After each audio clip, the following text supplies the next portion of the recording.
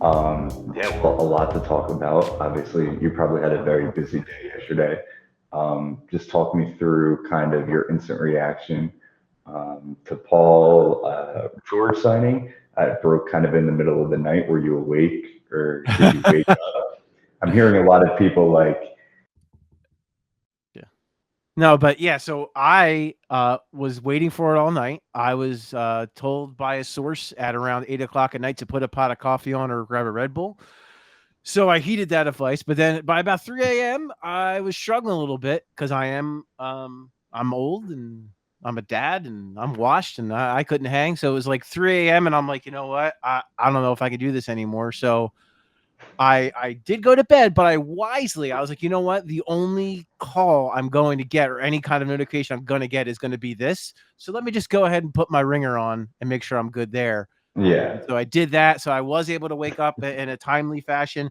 Josh actually got our story up live, which thank you to Josh for that because clearly we were prepared for that news. So we had something pre written.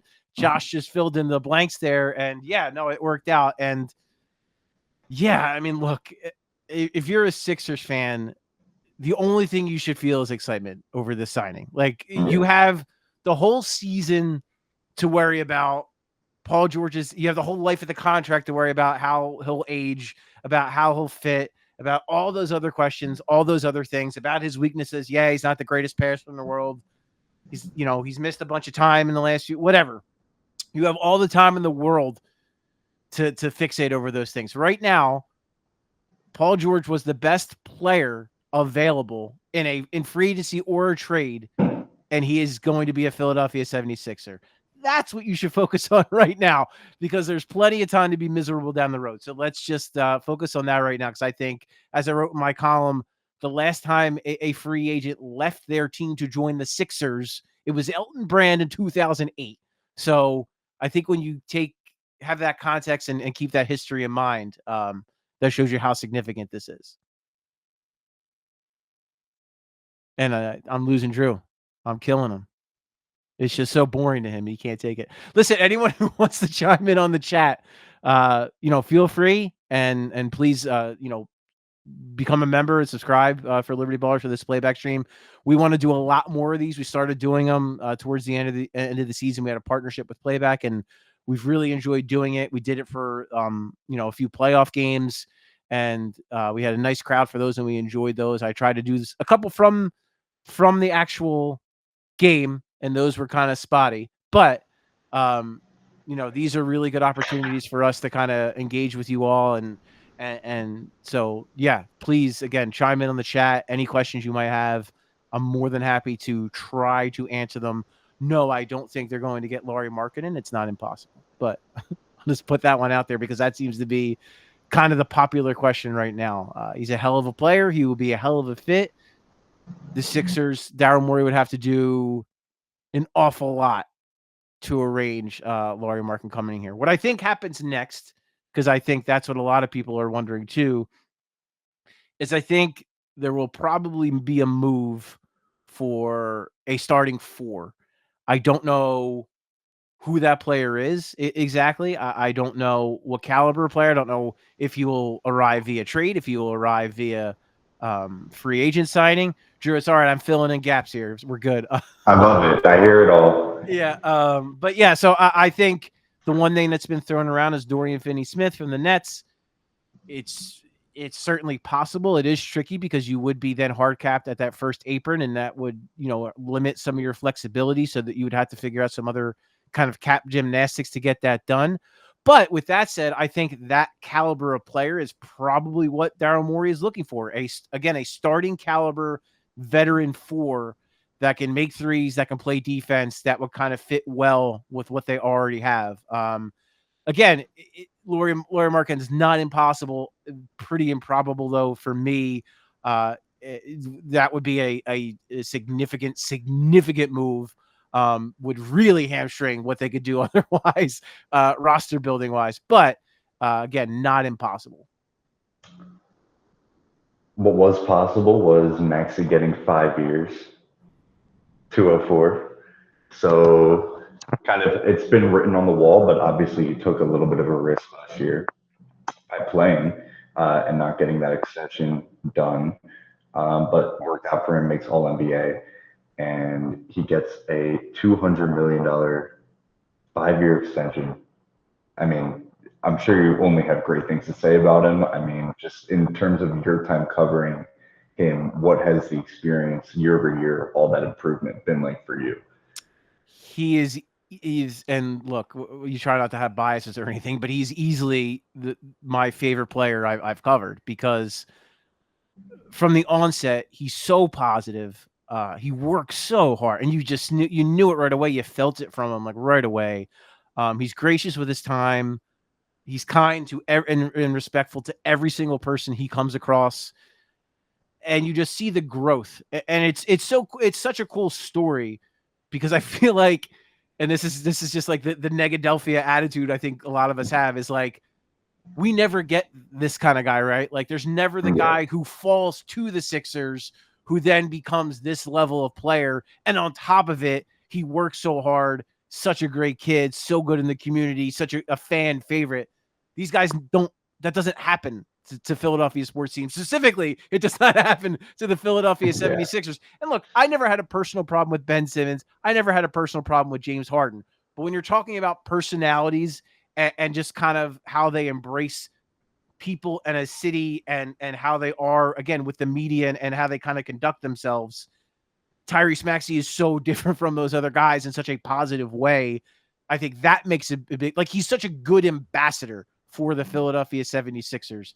And as you mentioned, look, he took to me, that this encompasses Maxey so much, the fact that he waited the year for the extension, because I'm sure if the max extension was there, Rich Paul was probably advising him to take it last year. But it does a couple different things. One, it shows he bet on himself. He knew that with James Harden not there and him getting more time on the ball, more responsibility, he knew that he could elevate his game and be even better. So he bet on himself. And then two, it's also unselfish, right? Because if he doesn't do that, Paul George is not a Sixer. It literally cannot happen if he doesn't wait a year.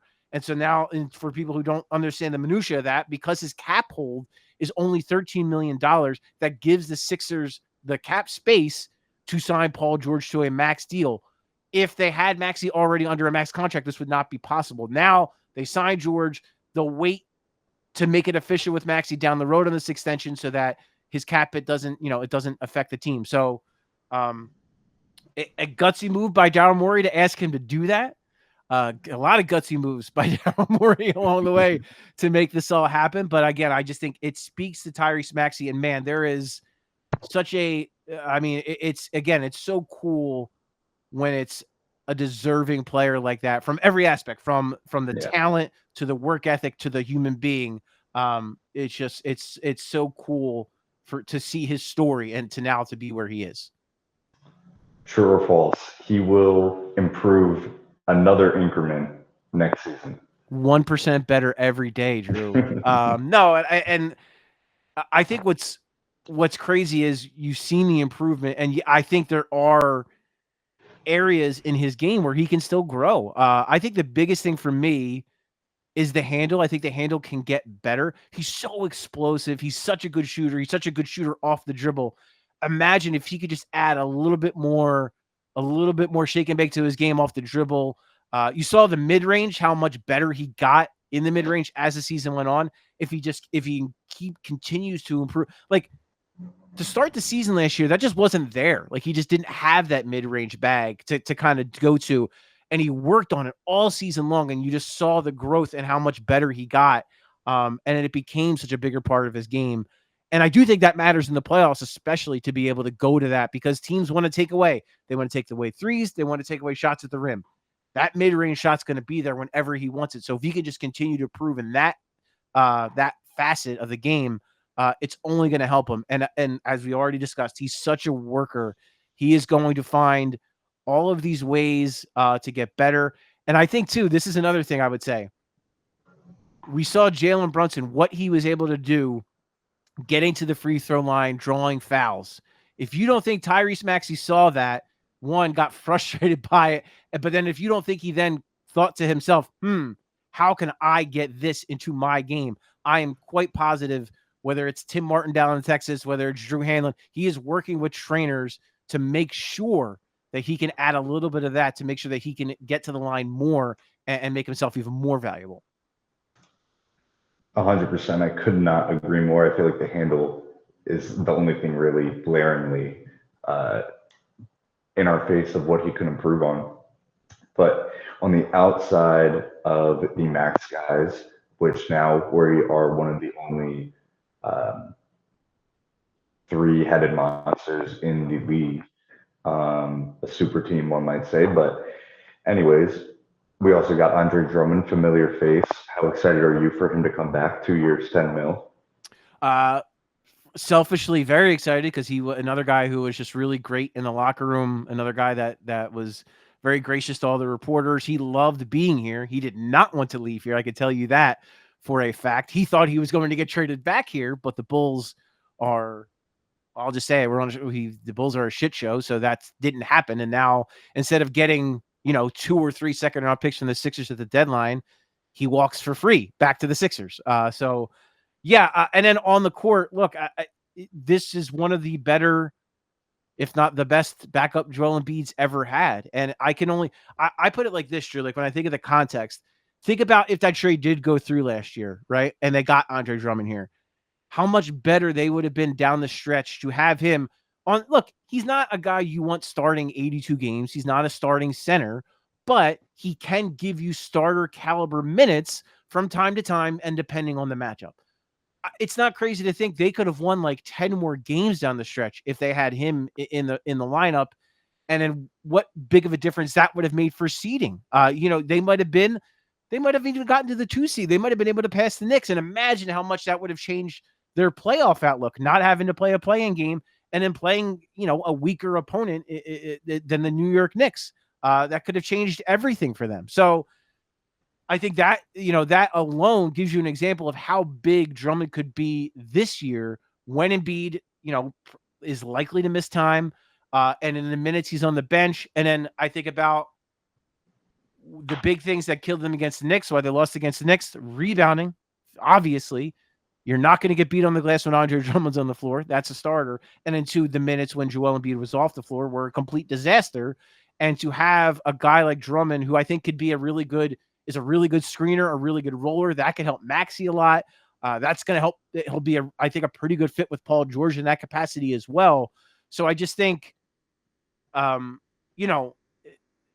the regular season, he's going to be outstanding. And then I think in the postseason, he's only going to have to last for 8 minutes a game in the postseason. And I think he can do that. I would like to see them maybe get another option, a more mobile 5 option for certain matchups if it doesn't work out with Drummond. But overall, I think that's a slam dunk signing for them. Another addition, another former Rocket, Eric Gordon, coming here for the vet minimum. He's not going to be a starter, right? Like he's not. No. Okay, good. Any thoughts on there, or if not, we could keep it rolling.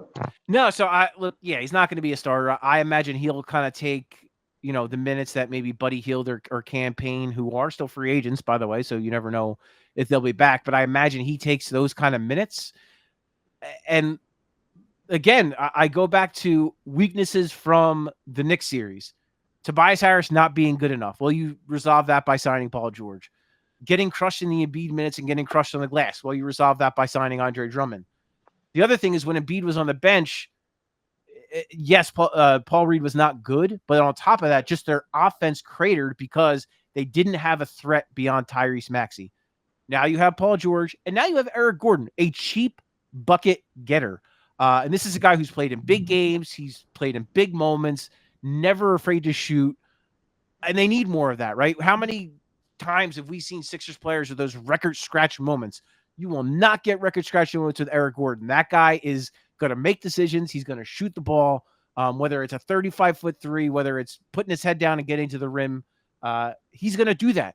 Not the guy he once was, not a starting caliber player, to your point, but for 15 to 20 minutes a game in the regular season, maybe 10 to 15 in the playoffs, a pretty damn good option. Again, as a guy that you can just say, hey, here's the ball, go get me a bucket.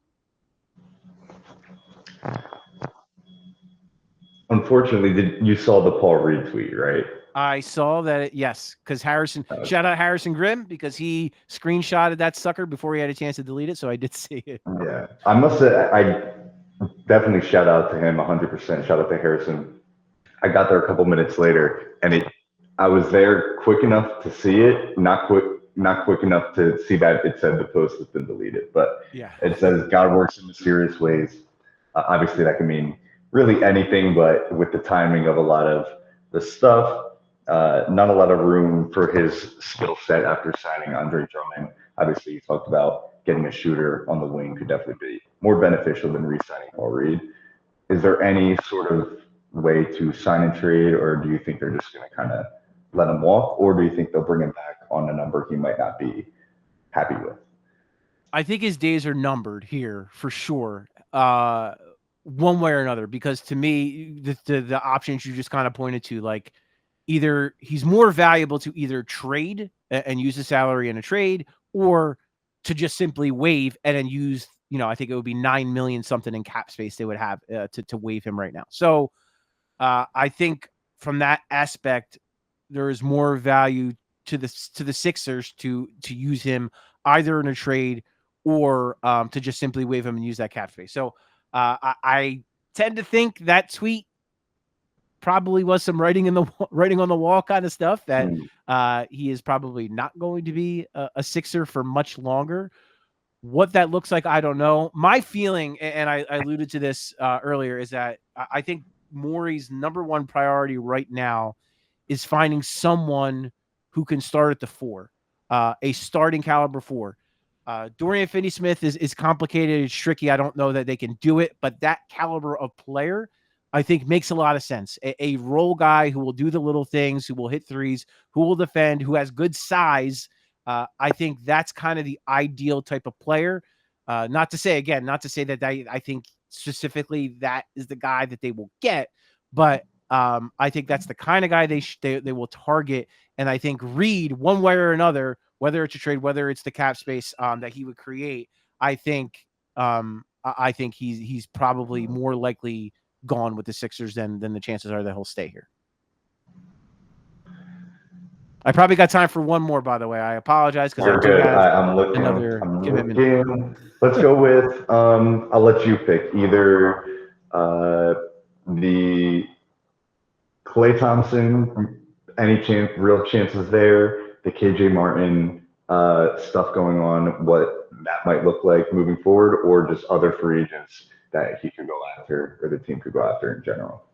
Yeah, I'm intrigued by the KJ Martin thing. And all of you listening, you should definitely go to libertyballers.com and check out Brian Toporik's article. And shout out Brian Toporik, because my goodness, he is such a smart dude. And he explains things like our coverage has become exponentially better because of Brian. Like, he is so awesome at what he does. We're all harassing him in Slack, asking him questions. Wait, does this make sense? Wait, could they do this? Wait, what happens? Like, Brian has, and thank you for sharing that, Drew. Yeah, everyone should definitely check out that article. But essentially, we all kind of heard that idea floated around. I think Jake Fisher was the first guy who brought it up. The idea of if they whiffed on Paul George, to then pivot to like Kentavious Pope or Klay Thompson to kind of sign under the short-term balloon deals. In this scenario, you could sign KJ Martin to something like that, and with the intention of eventually using him for a mid-season trade. And you would use your draft capital, which I believe now they could trade up to 4 first-round picks. Theoretically, you could trade Jared McCain if a guy's attractive enough to do that. I err on the side I would prefer to keep him, but if a guy is that good, and that's what gets it over the hump, I certainly wouldn't shy away from that. But anyway, with KJ Martin, you would sign into that balloon deal with the idea that you could use that salary to match in a trade midseason. And in the meantime, KJ Martin could possess some value, right? Like we talked about the need for a 4.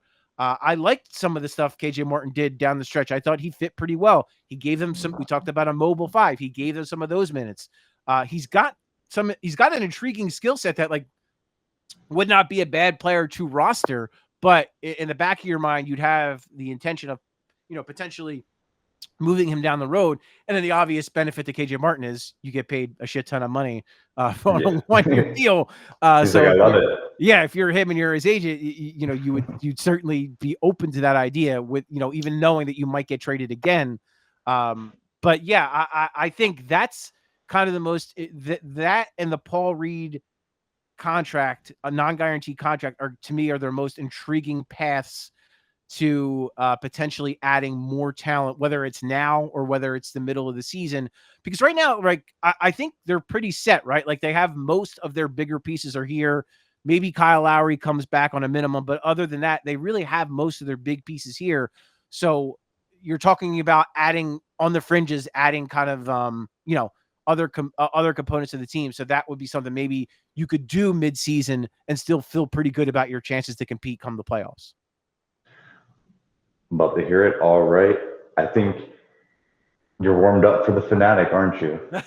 Yes. Anyone who's interested, I will be on 97.5 The Fanatic saying a lot of the things I just said. But hey, still, please tune in anyway. We appreciate you all very much.